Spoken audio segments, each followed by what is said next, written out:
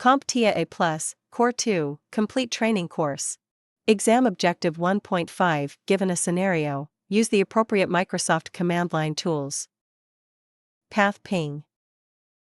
The pathping command is a network utility that combines the functionality of ping and traceRT to provide detailed information about network latency and packet loss at each hop between a source and destination. This makes pathping a powerful tool for diagnosing network issues, as it offers more comprehensive insights than either ping or traceRT alone.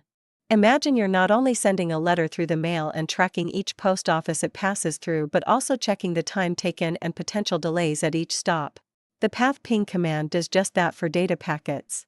It first traces the route to the destination and then pings each hop along the route multiple times, providing statistics that help identify where packet loss and latency occur. To use the pathping command, you type pathping followed by the domain name or IP address of the destination you want to analyze. For example, to analyze the path to google.com, you would type pathping google.com and press enter. In this example, pathping first shows the route taken by packets to reach google.com, similar to traceRT. It then provides detailed statistics for each hop, including round-trip time and packet loss. This helps pinpoint where delays and packet loss occur along the route, offering more detailed diagnostics than ping or traceRT alone. The pathping command is particularly useful when investigating unstable or intermittent connections, as pathping helps in understanding network performance over time.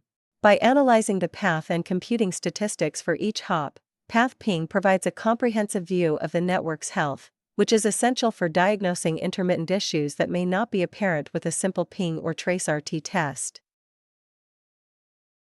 The pathping command is a versatile tool for network troubleshooting and performance analysis. By understanding and using pathping, you can gain deep insights into the paths your data takes, identify points of failure or delay, and understand the overall health of the networks you interact with. This complements both ping and traceRT by providing a more detailed and comprehensive view of network performance.